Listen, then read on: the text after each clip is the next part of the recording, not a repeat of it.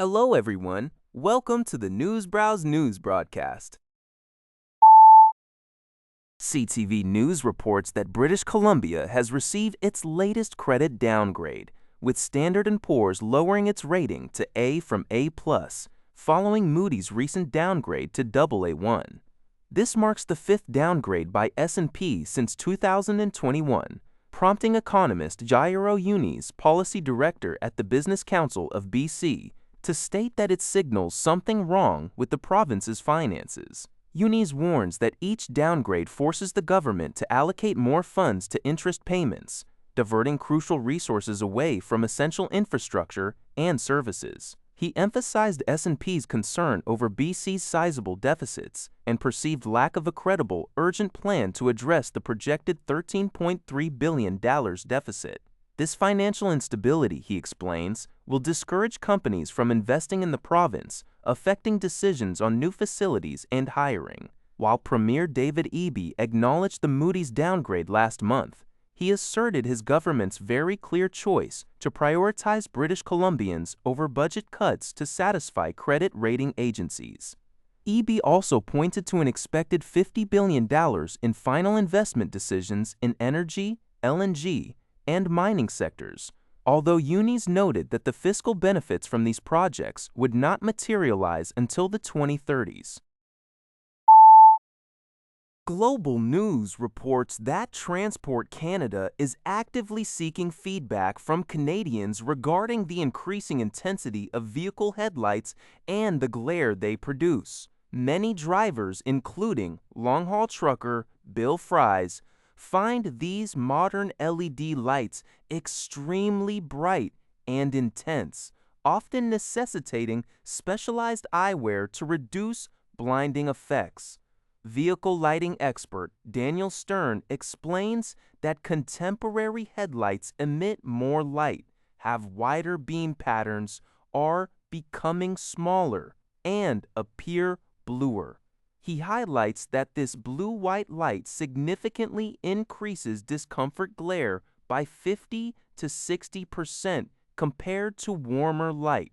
Local auto repair shops in Edmonton confirm a common concern from customers about insufficient brightness, yet emphasize that simply brighter lights don't always equate to better visibility, sometimes causing dangerous situations. Experts advocate for potential solutions, including reinstating vehicle lighting inspections to address poorly aimed headlights and hazy lenses, as current regulations haven't kept pace with evolving technology. The national survey is accessible on Transport Canada's website until April 20.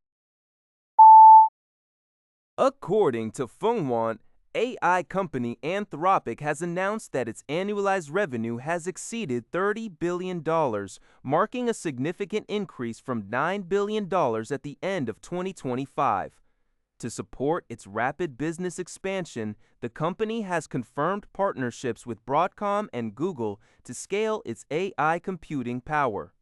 Demand for Anthropic's Claude service has accelerated this year, with over 1,000 enterprise customers now spending more than $1 million annually, a figure that has more than doubled since February. Anthropic's chief financial officer stated that collaborations with Broadcom and Google are crucial for building the computing capacity needed to sustain this exceptional customer growth. Broadcom will supply chips to Anthropic using Google's Tensor Processing Units, TPUs, offering an alternative to NVIDIA's technology in the market. A long-term agreement for these chips has been signed between Broadcom and Google, ensuring supply until 2031. This strategic cooperation will provide Anthropic with approximately 3.5 gigawatts of computing power, with deployment set to begin in 2027. However, Broadcom noted in a filing that Anthropic's use of this expanded AI computing power is contingent on its continued commercial success, with discussions ongoing with operational and financial partners regarding this deployment.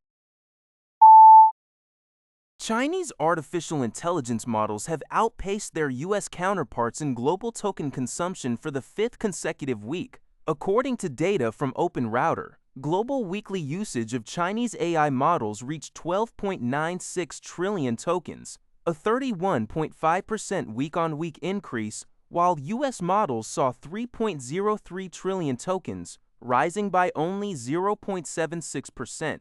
This momentum highlights China's expanding token economy, characterized by scale, competitive pricing, and advanced computing infrastructure. The Ministry of Industry and Information Technology, MIIT, is actively promoting the development of this infrastructure, including piloting computing banks and computing supermarkets. These initiatives aim to financialize computing power, making it a tradable and credit-backed resource to enhance accessibility, flexibility, and affordability for small and medium-sized enterprises.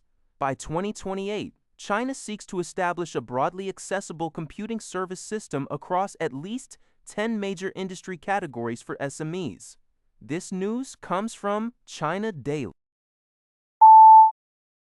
People's Daily Online reports that China is significantly advancing its clean energy transition by harnessing technological innovations. The country has made breakthroughs in areas such as converting abandoned salt mines into massive compressed air energy storage facilities in Tai'an Shandong province, capable of powering hundreds of thousands of households.